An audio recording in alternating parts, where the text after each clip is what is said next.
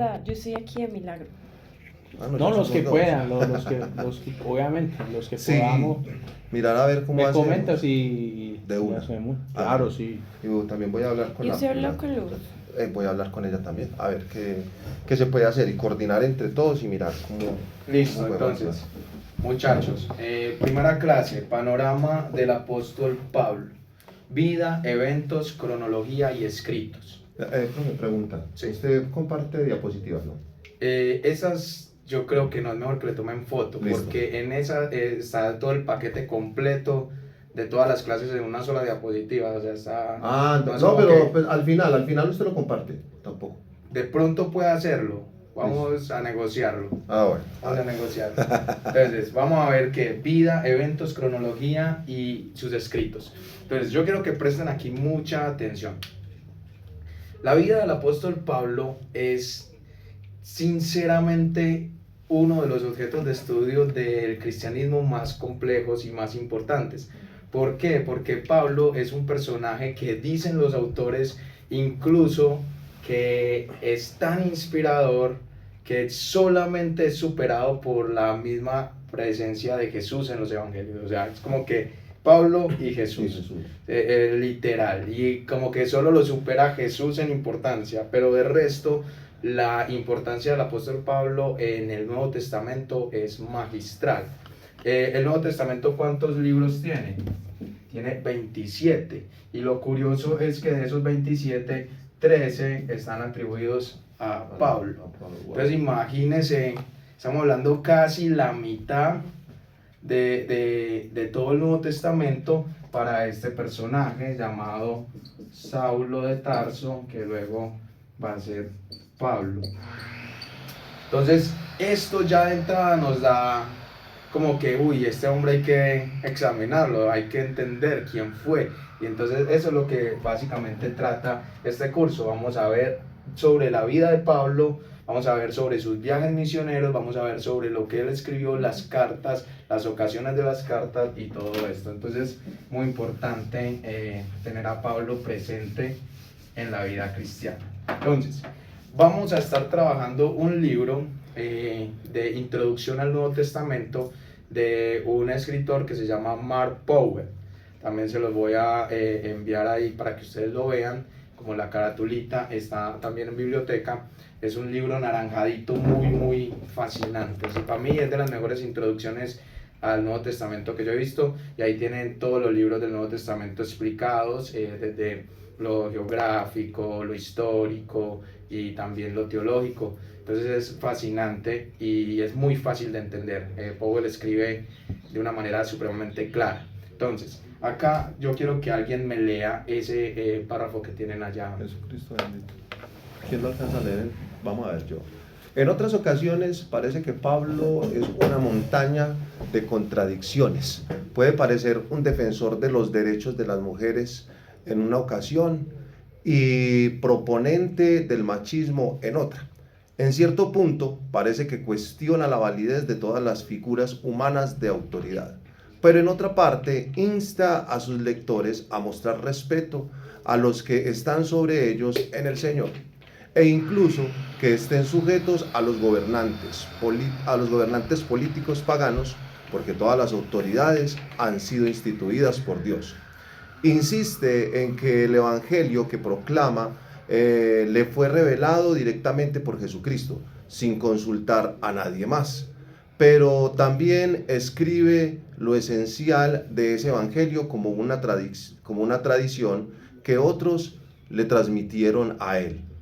Puede adoptar una actitud de acordar no estar de acuerdo en algunos asuntos controversiales, pero busca sentar las reglas en un sentido absoluto en otros asuntos. Es capaz tanto de elogiar la gentileza como de amenazar a la gente con una disciplina severa. Hace énfasis en la gracia y el perdón, pero insiste en que la gente cosecha lo que siembra, y dice que los malvados no heredarán el reino de Dios. O sea, de acuerdo a este párrafo, Powell nos está diciendo Pablo es una montaña rusa. O sea, si fueran a evaluar casi un psicólogo la vida de Pablo y lo que él decía, como que uno podría encontrar contradicciones. Entonces dice, no, solamente le rendimos pleitesía al Señor y solo al Señor. Pero luego está diciendo, no, sométanse a las autoridades establecidas. Habla de perdón y de gracia. Pero también hay veces uno lo ve contundente, o sea, es un Pablo que muestra un carácter como que es supremamente pastoral, pero también luego como que uno dice, pero este Pablo es como todo regañón, como que usa ver cartas donde está dando varilla. Ajá. Y uno, pero ¿qué es esto? Entonces Powell está diciendo, Pablo es todo un mundo en donde hay veces pareciera contradictorio, pero eso es bacano acá prestarle mucha atención. Pareciera. O sea, lo que vamos a descubrir a lo largo del curso es que no hay contradicción en Pablo, sino que parece inicialmente al lector desprevenido, al que lee así de una la carrera, las cartas paulinas, puede encontrar como aparente contradicción. Por ejemplo, él dice, porque yo recibí del Señor lo que también les he enseñado. Él está diciendo que él recibió enseñanzas propias de Jesús, que nadie se las enseñó sino el propio Cristo. Por ejemplo, en los Corintios asegura que él fue al tercer cielo, llevado con una visión mágico, sensacional. Él dice, no sé si estaba soñando o fui llevado en el cuerpo, ya. Pero él dice que recibe del Señor cierta revelación directa. Pero luego también dice que no, que él fue instruido por otros. Entonces, al lector desprevenido, a esa gente que quiere criticar y cuestionar absolutamente todo, decir, sí, la Biblia tiene puras contradicciones, ahora Pablo acá... Pero lo que vamos a descubrir es que no hay contradicción, sino que cada elemento tiene un desarrollo propio, o sea, cada carta tiene su propia ocasión, cada momento específico tiene su manera de actuar. Es como nosotros mismos. Por ejemplo, si escribieran un libro sobre nuestras vidas, piensen que va a haber momentos donde se va a hablar bien de nosotros, y va a haber momentos donde decía, ese día tenía una rabia y Daniel le gritó a yo no sé quién o tal cosa, y luego dicen, pero Daniel era un hombre apacible y buena gente y todo eso. Entonces, ¿cómo así? ¿Era una persona brava o era una persona amigable? No, ambas, o sea, dependiendo de la situación. Hay momentos, como diría Eclesiastés, hay tiempo para todo. Hay tiempo para llorar, hay tiempo para reír, hay tiempo para estar enojado y hay tiempo para no estar enojado. Entonces, Pablo no es un mundo de contradicciones si uno sigue la línea del estudio paulino, pero al lector desprevenido, Pablo le puede ser un mundo totalmente lleno de contradicciones. Entonces, lo primero que queríamos introducir acá con ese párrafo es eso, entender que en la medida que usted vaya explorando las cartas paulinas, usted se va a dar cuenta que parece que Pablo es como que, pero Pablo, ¿qué hombre?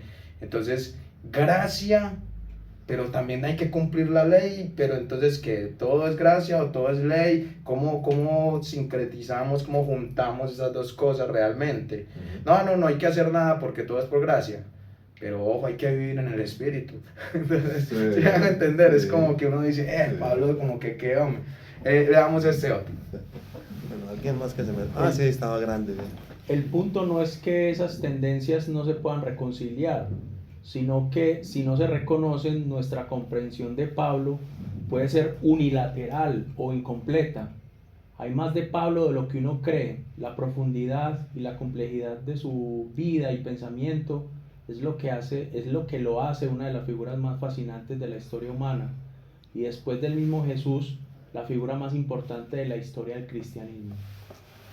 Nótese que eso lo estábamos comentando, o sea, literal, cualquier teólogo o estudiante del Nuevo Testamento se da cuenta de ese 27:13, o sea, uno dice, es impresionante todo lo que Pablo dice. De hecho, profe, ahí en esa parte, yo sí he visto que a Pablo lo atacan demasiado y lo tildan de egocentrista, de altanero, de orgulloso, porque precisamente es lo que pasa, que leen sin entender todo completo.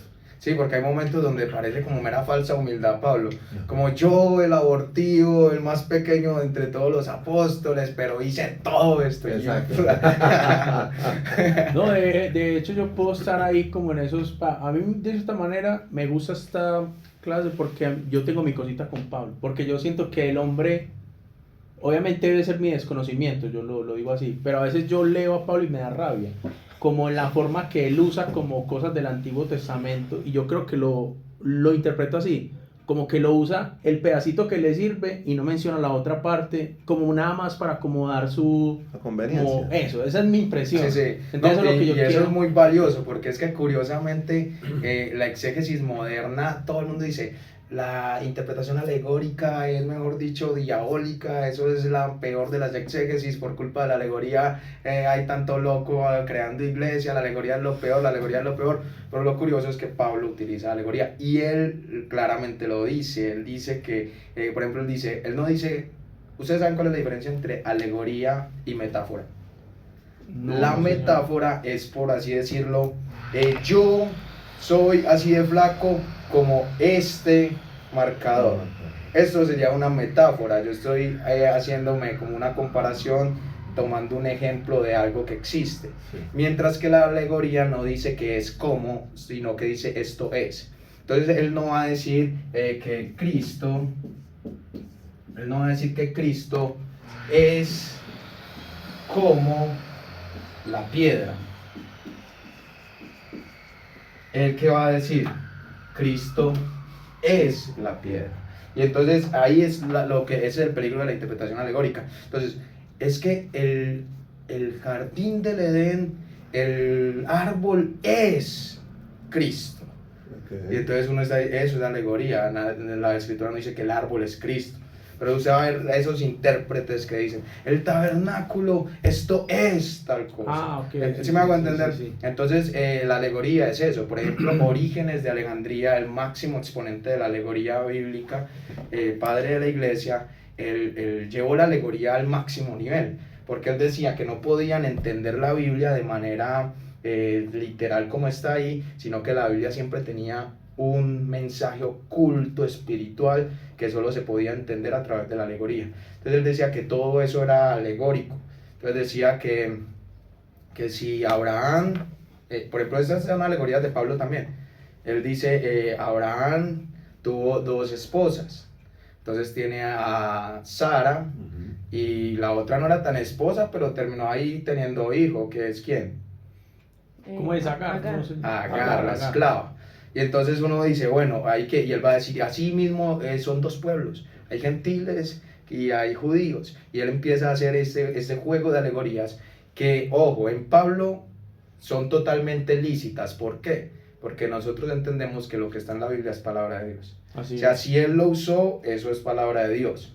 Pero de ahí para allá, que nosotros lo queramos usar, ahí sí ya no se puede, porque nosotros no somos el apóstol de Jesucristo, ¿sí me hago entender? Sí. Nosotros no podemos, que es que Pablo, ¿por qué sí lo hizo? Pero pues, ¿cómo te vas a comparar con Pablo? ¿Sí me hago entender? A Pablo se le atravesó el Señor resucitado camino a Damasco, a nosotros no, o sea, nosotros no nos tocó ser escritores del Nuevo Testamento, a él sí. Entonces, la gente que dice, pero es que Pablo utilizó alegoría, hay que tener cuidado con ese anacronismo, nosotros no somos los escritores del Nuevo Testamento.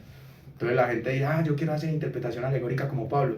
No, ese fue uno de los problemas grandes de la patrística, que llevaron la interpretación alegórica a un nivel ya desproporcionado. Orígenes, por ejemplo, decía que los evangelios eran 4 porque en el mundo hay 4 elementos. Entonces él decía, así como hay aire, agua, fuego y tierra, decía, los 4 elementos son los 4 evangelios. Y ojo, él no decía, son como. No. Los 4 evangelios son los 4 elementos. Okay. Por eso el mundo subsiste por medio de 4 elementos, la vida del cristiano subsiste por los evangelios. O sea, es bonito, es pastoral, o sea, la interpretación alegórica hay veces se presta muy pastoralmente, pero no deja de ser peligrosa, porque no falta el que se raya y dice, no, voy a poner un altar de fuego, uno de aire, sí. Otro, y voy a poner aquí a Mateo, a Marcos. ¿Sí me hago entender? Porque no falta el que... Entonces la interpretación alegórica es peligrosa, es por eso. Y la exégesis moderna le da durísimo a la interpretación alegórica, pero una de las cosas que queremos y tenemos que entender en esta clase es que Pablo utilizó alegoría. Pablo sí la utilizó. Pero como se lo digo, en Pablo...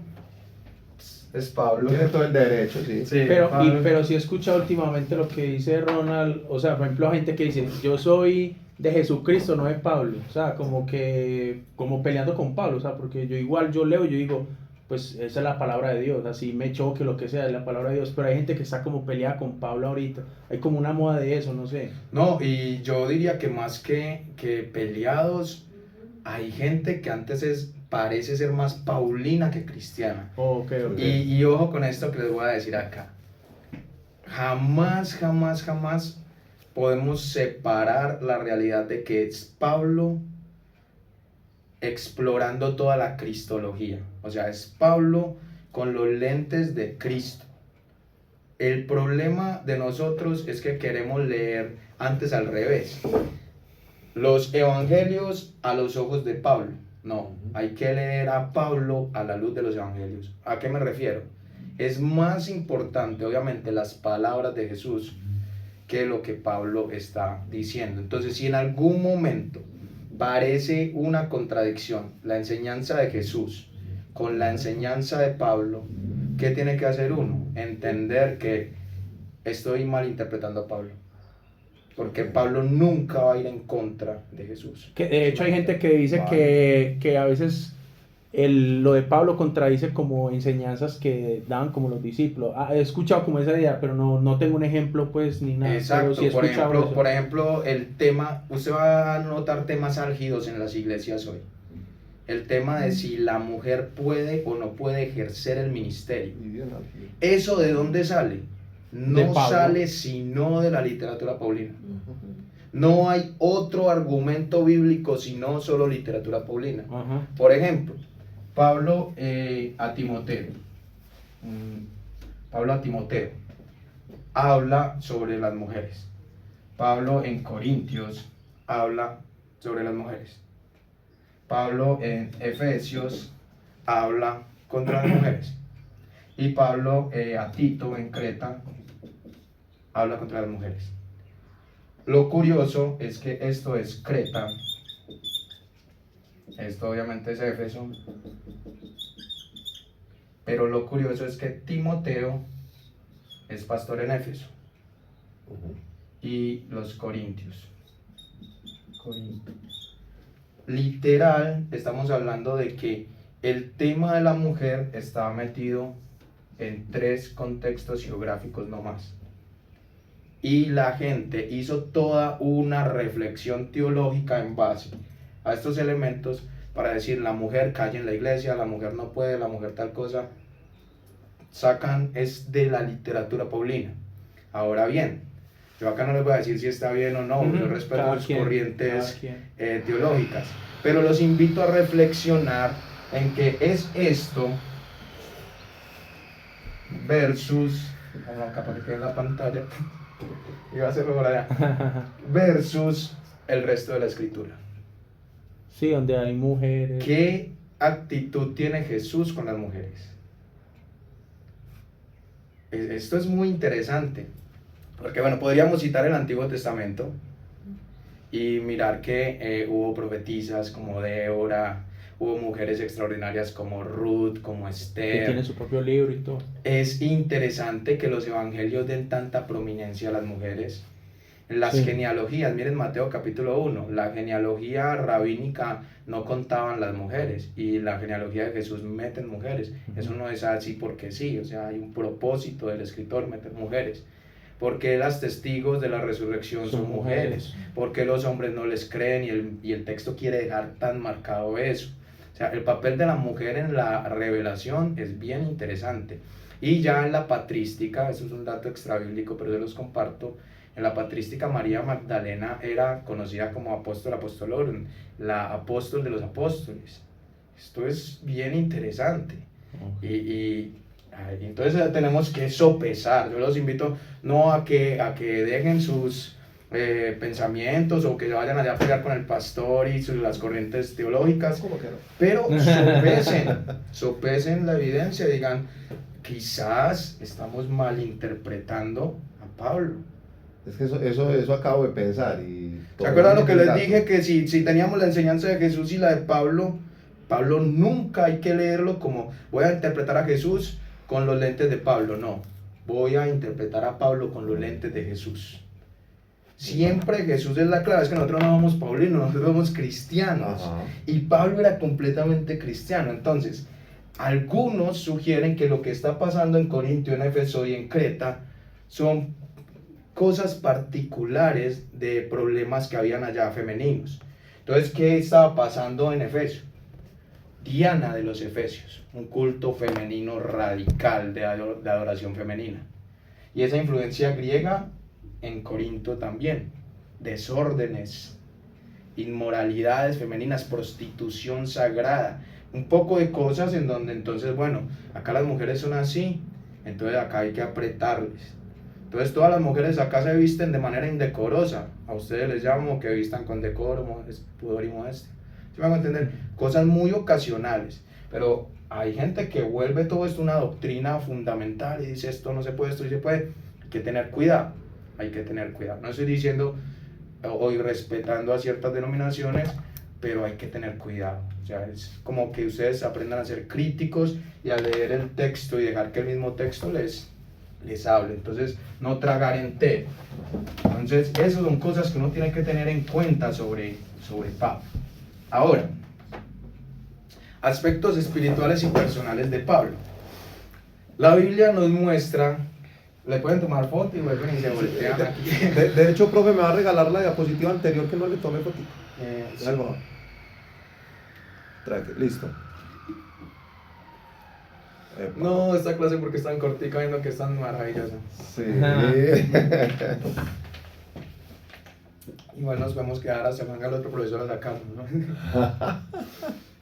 Aspectos espirituales y personales de Pablo. Entonces, una de las cosas que vamos a ver en Pablo es que Pablo está en el boom del momento pentecostal.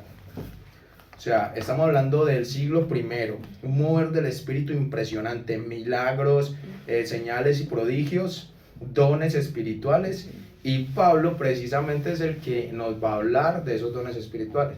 Cuando uno dice, hablemos de dones espirituales, ¿de dónde salen las listas de dones? De Pablo. Sí, tiene razón. ¿De dónde salen los dones espirituales? De Pablo. O sea, uno no va a ver que haya otro apóstol que se haya dedicado como a precisar. Sí. Cambio, Pablo llega y habla. Por ejemplo, ese de los ministerios. ¿De dónde sacamos nosotros el ministerio quíntuple, esa comprensión? Pablo. Efesios 4:11. A uno los constituyó apóstoles, a otros profetas, a otros maestros y pastores, evangelistas. ¿Eso de dónde sale? Pablo a los Efesios. ¿De dónde sale esa lista de esos listados hermosos de Pablo? Por ejemplo, en Gálatas, cuando él habla de las obras de la carne, Gálatas 5, como desde el 18 ahí empieza, manifiestas son las obras de la carne, que son hurtos, contiendas, hechicerías, pleitos, fornicaciones, adulterios. Y luego dice más en el versículo 22, el fruto del espíritu es este, amor, paz, paciencia, gozo. ¿De dónde salen esos listados? Pablo. Primera de Corintios 14 habla de las lenguas. ¿De dónde salen todos estos otros dones? Él dice, hay muchos otros dones, pero en el 13 dice, el don mayor es el amor. Y estos listados, desde el 12, él dice, algunos tienen don de ciencia, otros tienen don de profecía, otros tienen don... Y empieza a hacer listados. Toda esa comprensión de los dones y de los milagros, nosotros la entendemos gracias a Pablo. Los otros apóstoles no dedicaron mucho tiempo a hacer listados grandes de estos son estos milagros, estos son estos dones, estos son... Es más, hasta ese fenómeno que conocemos hoy en día de la guerra espiritual también está muy ligado a Pablo. ¿Cómo nosotros entendemos cierta jerarquía demoníaca? Precisamente por Pablo. Sí, Efesios capítulo 6. No tenemos lucha contra carne y sangre, sino contra, y empieza, huestes, potestades. ¿Sí me hagan? Sí. Pablo, ¿de dónde salimos nosotros con esos listados? Nosotros entendemos, pero eso nos revela algo, y es que Pablo efectivamente es una persona con una capacidad espiritual impresionante. O sea, a Pablo, de acuerdo a las escrituras, él tuvo revelación de Dios de cosas que otros apóstoles no tuvieron. Los otros apóstoles caminaron con Jesús y vieron a Jesús resucitado y todo, pero es como que ahora a Pablo se le quita el velo, y como ahorita vamos a ver y en las otras clases, mucho de lo que era Pablo antes en el judaísmo, que eso tiene mucho que ver para que él pueda conectar el antiguo con el nuevo. ¿Cuál de los apóstoles era con la preparación de Pablo? Ninguno. Pablo literalmente estaba casi siendo candidato al Sanedrín. Ajá. Pablo era discípulo de Gamaliel, era fariseo de fariseos, o sea, el hombre o sea, Dios lo escogió, definitivamente él era una pieza clave. Era una flecha. Eso, y ahora que Pablo tiene toda esta revelación, es muy bonito porque entonces Dios le empieza a mostrar cosas, y uno dice, ¿de dónde sacó Pablo esa comprensión de que no tenemos lucha contra carne ni sangre, sino contra principados, potestades, huestes? O sea, algunos van a decir desde la crítica bíblica, no, obviamente Pablo está citando otras religiones y sabe que allá en esas otras religiones hay ángeles, arcángeles, todo eso, y está citando eso.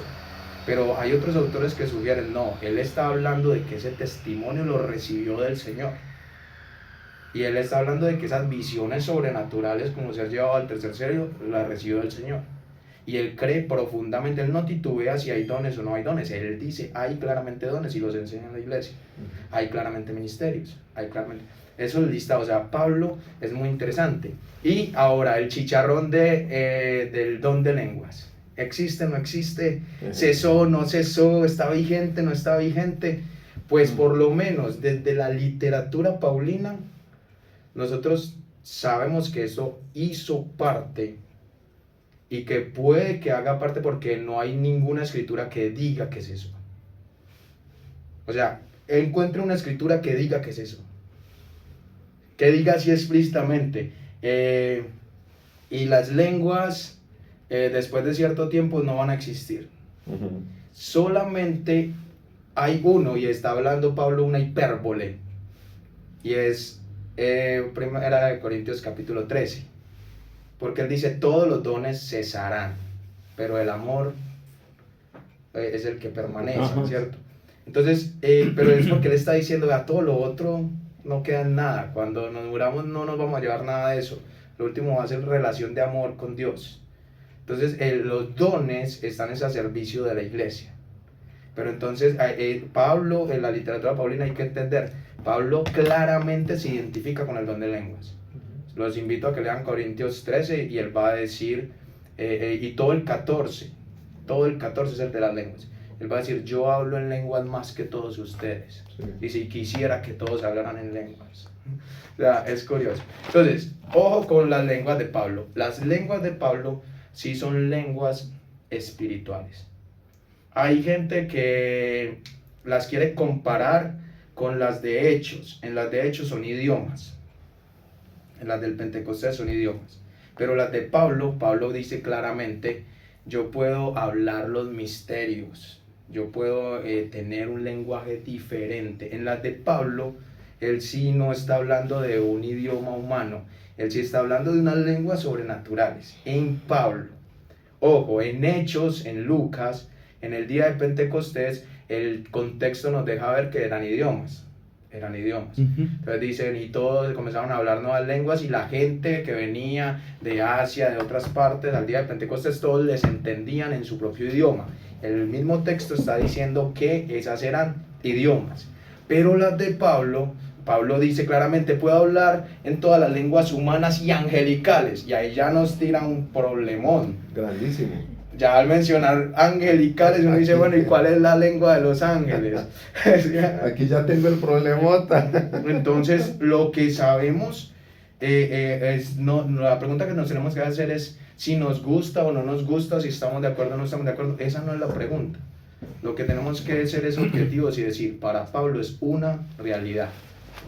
Para Pablo es una realidad. Entonces Pablo también dice que experimenta visiones. Cuando él dice fue transportado al cielo, 2 Corintios 12, dice que recibió revelación directa del Señor.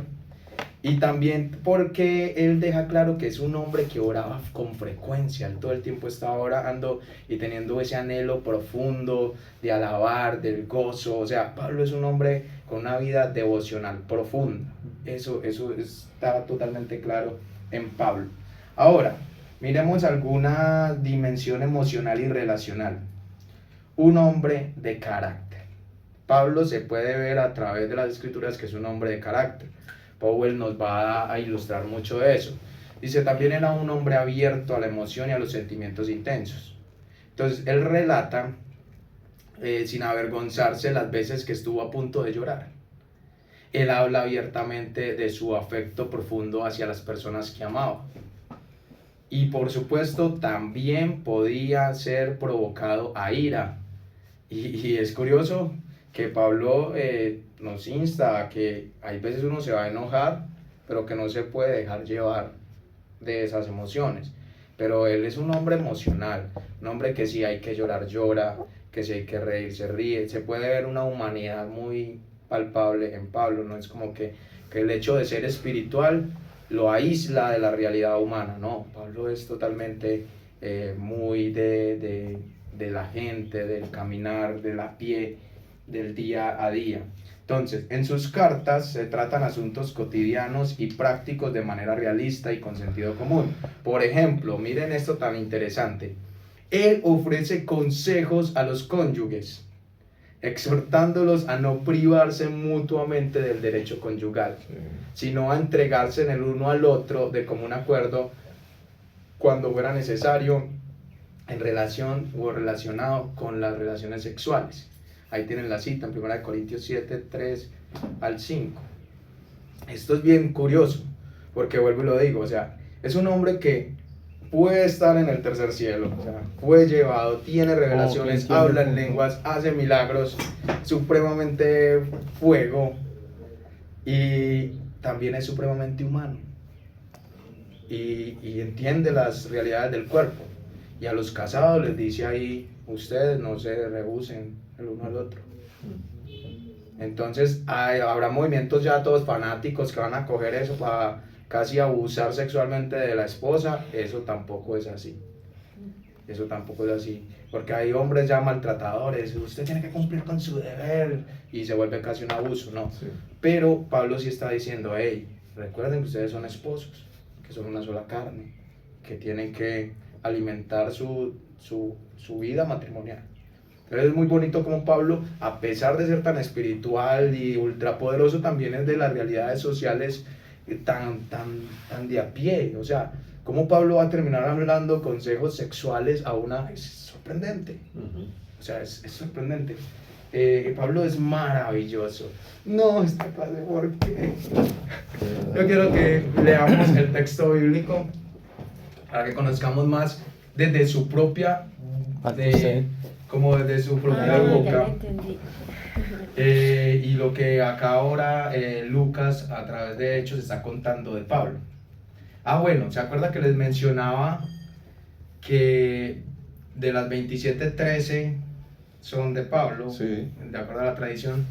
Pero aparte de eso, Lucas en Hechos, después del capítulo 9, todo es Pablo y sus viajes misioneros.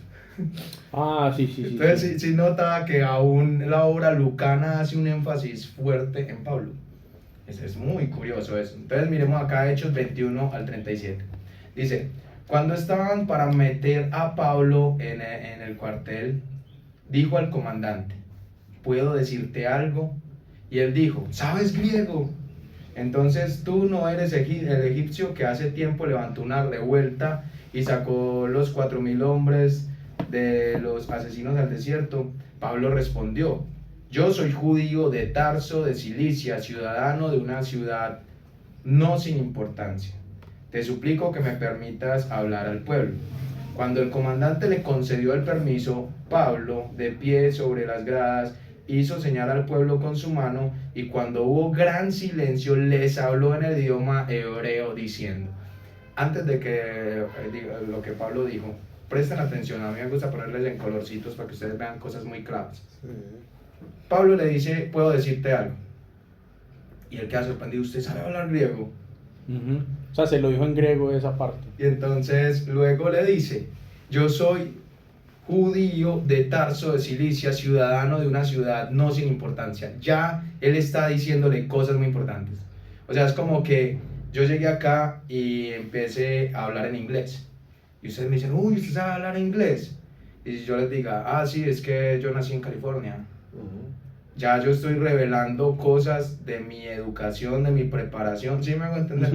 Ya como que este man sabe, este no es este no es cualquiera de por ahí. Entonces usted no es ese revuelto, porque ellos creían que habían atrapado a un egipcio que estaba haciendo revueltas públicas contra el imperio. Cuando dicen, entonces este man no es el egipcio de las revueltas, este man es como todo educado, mira, me pide permiso todo educadamente para dirigirse al pueblo y está hablando en griego. Y luego va a mostrar su capacidad de hablar en varios idiomas. Mire lo que dice abajo, y les habló en el idioma hebreo. O sea, imagínense al comandante. ¿Quién es este man? Este man es educado, sabe hablar griego, es judío y habla hebreo. O sea, el man es políglota. Es muy interesante ver esto. Entonces él les dijo: hermanos y padres, escuchad mi defensa que ahora presento ante vosotros. Cuando oyeron que se dirigía a ellos en el idioma hebreo, observaron aún más silencio, y él dijo: yo soy judío, nacido en Tarso de Cilicia, pero criado en esta ciudad, educado bajo Gamaliel, en la estricta conformidad de la ley de nuestros padres, siendo tan celoso de Dios como todos vosotros lo sois. Ojo con esto, él acá se está autopresentando, está haciendo una descripción. Mucho de lo que conocemos de Pablo es gracias al mismo texto bíblico. Él ahí se está autopresentando. Entonces él nos está dando meros factos acá. Soy judío, nacido en Tarso de Cilicia. Ya eso es disruptivo. Eso no es Roma. Porque, exacto, porque es que la ciudad de Tarso no es precisamente Jerusalén. O sea, él estaba bajo una ciudad influyente del Imperio Romano, nacido en Tarso. Y cuando él dice nacido en Tarso, automáticamente ya, el texto luego nos lo va a explicar más, pero ya desde ahí le está diciendo: yo soy ciudadano romano, Sí. porque nací en Tarso, nací bajo el Imperio. Ya está tirando ahí el factico de que es ciudadano romano, sin todavía citar literalmente que era ciudadano romano. Él después lo va a citar, pero ahí ya lo está diciendo. Pero está diciendo entonces, él es judío y al mismo tiempo es romano. El texto lucano nos quiere empezar a demostrar eso claramente. Está diciendo: este hombre tiene severa preparación, porque es full judío, pero también es ciudadano romano. Tiene educación para tirar para arriba. Dice: pero criado en esta ciudad, educado bajo Gamaliel. Y acá cuando cita al maestro, eso también es muy importante en las culturas antiguas. Por ejemplo, los griegos, Sócrates, Platón y Aristóteles, ellos se citaban. O sea, yo soy discípulo de Aristóteles. Alejandro Magno fue discípulo, estudiante, porque contrataban pues para los reyes los mejores filósofos para que educaran a sus hijos. Filipo contrata a Aristóteles para que influya sobre Alejandro. Y cuando uno cita al maestro es como hey, por ejemplo, yo soy teólogo del Seminario Bíblico de Colombia. ¿Sí? Ajá, claro. Entonces ese tipo de peso bajo Gamaliel, en estricta conformidad de la ley. Y esa palabra de estricta conformidad de la ley nos va a meter en muchas cosas importantes. Entonces, estricta conformidad de la ley nos va a generar que efectivamente él pertenecía a un grupo selecto, dice, de nuestros padres, siendo tan celoso. Entonces, esas dos en rojo últimas, estricta conformidad de la ley y siendo tan celoso, nos van a mostrar una peculiaridad ya de Pablo. Entonces tengan esas dos palabras en la mente que más adelante vamos a explorar. Estricta conformidad de la ley, siendo tan celoso. Por temas de tiempo vamos a pasar a Filipenses rápidamente, donde él también va a dar otro anexo de su propia presentación, de quién es él. Y en Filipenses 3, 5 al 6, el mismo Pablo está diciendo: circuncidado al 8º día, del linaje de Israel, de la tribu de Benjamín, hebreo de hebreos, en cuanto a la ley fariseo y en cuanto al celo. ¿Se acuerdan las palabritas anteriores que le dije que tuvieran en mente? Sí. Mire acá otra vez, ¿dónde aparece celo? Siendo tan celoso. Y entonces acá en Filipenses él está diciendo en cuanto al celo. ¿Sí lo ven? Sí. Repite eso del celo. ¿Qué era ser un fariseo de celo? ¿Qué era ser un fariseo de celo? Lo vamos a explorar enseguida. Entonces mire qué le está diciendo: circuncidado al 8º día del linaje de Israel, de la tribu de Benjamín, hebreo de hebreos. Y eso es se me va el nombre, esperen, esto es un superlativo. Los superlativos en el Antiguo Testamento son bien conocidos. Por ejemplo, Hebel Jabalín, vanidad de vanidades. O si yo digo Shir HaShirin, cantar de los cantares. Entonces, hebreo de hebreos. El Nuevo Testamento también usa esos superlativos de manera muy bacana. Cristo es el Rey de reyes, Señor de señores. Cuando yo hago esa expresión, esto más esto, es como lo máximo de esto. Entonces le está diciendo hebreo de hebreos. Le está diciendo, soy un propio. Sí, sí. Soy un propio. En cuanto a la ley fariseo y en cuanto al celo perseguidor de la iglesia y en cuanto a la justicia de la ley, hallado irreprensible. O sea, el man acá se estaba tirando flores. Está diciendo, vea, yo tengo esto. Yo tengo, esta es mi hoja de vida. Yo no soy cualquier aparecido. ¿Cierto? Entonces acá es donde hay un autor, y con esto nos va a tocar terminar porque yo creo que pasó algo. ¿Ustedes tienen clase ahorita? Sí. A las 8:30. A las 8:30. O sea que yo les estoy robando el descanso. ¿O qué? No. No, pero profe, pues yo estoy bien. Estaba muy interesante. No importa. Entonces, no sé, es que ahorita vi como que pasó alguien con pinta de profesor. Como, este man no me desocupa. Para cuadrarse también. Sí. El caso es que, por lo menos con lo que sigue, vamos a dejar allí en lo que sigue. Pero quiero que esto quede muy claro. Entonces, en cuanto a celo perseguidor, ojo con eso. Eso ya nos está revelando algo. Y va a haber un libro que van a encontrar allá también en su bibliografía del sílabo, que es de N.T. Wright, se llama El verdadero pensamiento de Pablo. Y allí él explora este concepto del celo, del fariseísmo, y él va a decir que existían dos escuelas fariseicas importantes. Entonces las escuelas fariseicas importantes del siglo I eran la escuela de Hillel y la escuela de Shammai. Mírenlas allá.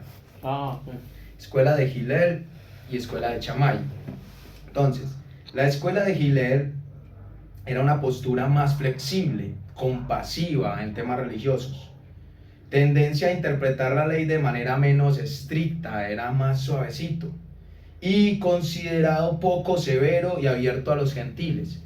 Ese es Shammai, ese es Hillel, perdón. Hillel es abierto, es más buena gente. Pero la escuela de Shammai es una postura rígida, estricta en temas religiosos.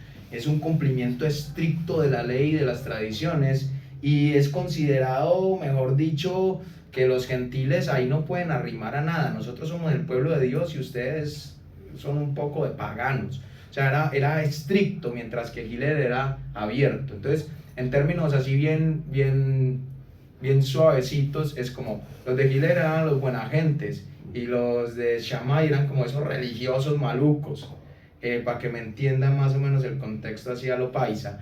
Entonces, por ejemplo, en el examen yo les puedo decir tranquilamente a qué escuela fariseica, de acuerdo a N.T. Wright, pertenecía Pablo.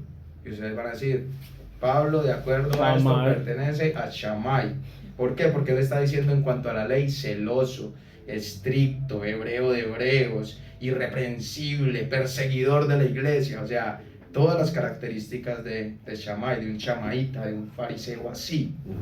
Lo curioso es que el mismo Wright va a decir que esta escuela de Hillel muestra ciertas características de Gamaliel, el maestro de él. Porque, ¿se acuerdan el principio de Gamaliel? Ay, ¿qué vamos a hacer con esos cristianos? Esa plaga, hay que acabarla porque está contaminando el judaísmo. Y Gamaliel dice, déjelos.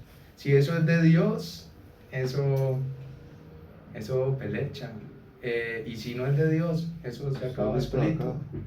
¿Qué postura muestra Gamaliel ahí? Gamaliel medio hippie, medio buena gente, relajado. Entonces, Wright va a decir que posiblemente lo que pasó es que la educación inicial de Pablo fue con un maestro de un corte más abierto, más tal, pero después él se radicalizó en algún momento de su vida. Entonces, vamos a finalizar acá. ¿Cómo crees que sería la apariencia física de Pablo? Miren a esos 4 posibles, bueno, 5 realmente posibles Pablo. La Biblia habla acerca de la apariencia de Pablo. ¿Hay alguna posibilidad de entender cómo se vería Pablo? Y yo quiero que ustedes escojan ahí con cuál Pablo se quedan. Entonces, desde la izquierda a la derecha tienen a un Pablo muy griego. Miren, un Pablo supremamente griego, Así era. casi ateniense. Luego tenemos un Pablo calvo, como un señor de edad, como guaseadito por la vida. Luego tenemos un fariseo, pintica de fariseo. Y luego tenemos un Pablo romano, porque recuerde que él es ciudadano romano, mire ahí con su vestimenta romana.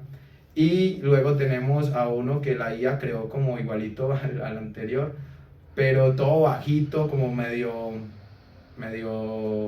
¿Quiénes vieron El Señor de los Anillos? Frodo. medio... ¿Con cuál se quedan? A ver, los escucho. No, yo digo que el segundo, pues el después del griego. Después del griego, ¿quién da más? Yo ¿Quién me da quedo menos? con el de la mitad. Pero algo me dice que es el chiquito. No, yo me quedaría con el de la mitad. El de la mitad, Sí. el fariseo. Sí. ¿Con cuál te quedas? ¿Cómo es que es tu nombre? Juliana. Juliana, ¿con cuál te quedas, Juliana? Yo opino igual que Carlos, yo creo que es como el segundo. El Después segundo. de, o sea, de El que es izquierda como a derecha. más que, como hebreo, ¿cómo se dirá eso, hebreo? Entonces, ¿por qué puse todas esas imágenes? Porque representan todo lo que puede ser Pablo. Pablo tuvo educación griega, porque es de Tarso. Es un Pablo normal, un señor, un ciudadano, pero también es un fariseo, pero también es romano. ¿Sí lo ven? Sí, Ahí sí, están las 4 facciones de Pablo. Habla en griego, sabe hebreo, es judío, es fariseo, chamaíta y es romano. Pablo es multicultural, por eso es que Pablo es el apóstol a los gentiles, él logra un impacto maravilloso. Entonces, con esto terminamos. ¿Cómo era Pablo? Ay, mira, si Esto está en el libro de Powell. Dice, la tradición de la iglesia no ofrece descripciones de la apariencia física de Jesús, pero una obra del siglo II sí presenta una descripción de Pablo. Esa obra se llama Los Hechos de Pablo y Tecla, la parte 3. Dice, allí dice que Pablo parecía, ojo con esta descripción, un hombre de baja estatura, con la cabeza calva y las piernas arqueadas, de buena condición física, con las cejas unidas y la nariz un poco aguileña. Es curioso que un documento del siglo II extra bíblico tenga esa una descripción de Pablo. Entonces mire lo que va a decir acá. ¿Es esta descripción exacta? Acuerda que esto es Powell, el que está diciendo esto, Mark Powell. ¿Es esta descripción exacta? Dice, es lo suficientemente temprana como para haber sido influenciada por la memoria histórica y además no presenta un retrato idealizado o favorecedor como cabría de esperar en una figura venerada. Esto también concuerda con algunos pasajes de las cartas de Pablo que sugieren que su apariencia externa no era impresionante. Entonces ya la Biblia sí nos va a decir que él no era alguien impresionante físicamente. Lo encuentran en 2 Corintios 10:10, Gálatas 4:13 al 15. Y ojo, Martín Lutero, ya en el tiempo de la Reforma, él expresó que su propia opinión, bastante desinformada, diría Powell, sobre este tema. Él dice, yo creo que Pablo era un hombre patético, feo y desaliñado, como Felipe. Y Felipe era un aparente amigo de Lutero. Es curioso eso. Pero nótense esto, son 2 daticos random que ustedes les pueden servir. ¿Cómo se cree que era Pablo? Usted dice, pues hay un documento del siglo II que nos dice que Pablo era bajito, piernas encorvadas, nariz aguileña, calvo, medio feo. Pero interesante porque eso da como un poco de sentido de por qué le tocaba luchar tanto como para que le prestaran atención, como para, sí, como en todos esos discursos de decir yo soy romano, yo tengo estos pergaminos para que lo pudieran escuchar o para que pudieran entrar en ciertos círculos como con los hermanos. Es interesante y también ver qué tan importante era la apariencia física quizás. Ajá. En el mundo académico antes, sí o no. Son preguntas que uno se puede hacer, pero es bacano ver esto porque el argumento más fuerte a que esta sí pueda ser algo parecido a la realidad es que no fue como sobreexaltado, Ajá. como venerado. Para el siglo II ya Pablo era un puppet star, o sea, Ujú. ya Pablo era una estrella total del cristianismo. El apóstol Pablo ya era un santo, casi venerado. Del catolicismo ya le hubiera empezado a prender velas, o sea, literal ya era una figura extraordinaria. Entonces nadie en el segundo siglo iba a decir que Pablo era feo, calvo, paticorvado, nariz aguileña, no, hubieran dicho, no, Pablo era hermoso, la gracia del Señor elevaba su virtud, o sea, hubieran dicho algo así, si me van a entender, pero no, que haya una desactitud antes como diciendo, Pablo era un hombre común, un hombre de a pie hasta medio feo. Eso es muy valioso, desde el siglo II es valioso, porque uno dice, ve, esto no fue adornado, no fue, ¿cierto? Entonces, esas son cositas. ¿Cómo les ha parecido hasta ahora empezar a comprender, a meternos pinceladitas de este maravilloso mundo que es Pablo? No, muy bueno. Yo Bueno, en cada materia que he visto, he dicho definitivamente el Señor ha obrado hasta ahora por misericordia y gracia solamente, porque uno desconoce mucho, uno lee la Biblia tan empíricamente que cuando uno ve estas clases uno, uy, Como que- estábamos mal. Pero súper interesante. Bueno, entonces, no siendo más, mis queridos estudiantes, Dios me les bendiga. Nos vemos con la ayuda del Señor. Esperemos que sí, que no cierren el cursito. Uy, sí. Y yo le voy a enviar esa grabación. Puedes pararla por ahí. Es que salió un mensaje, profe, eso es lo que estaba viendo. Ay, Mi debo de memoria grabar no hace- puede hace ser, una ahora hora. sí. No, pero estaba grabando hasta hace poquito. Bueno.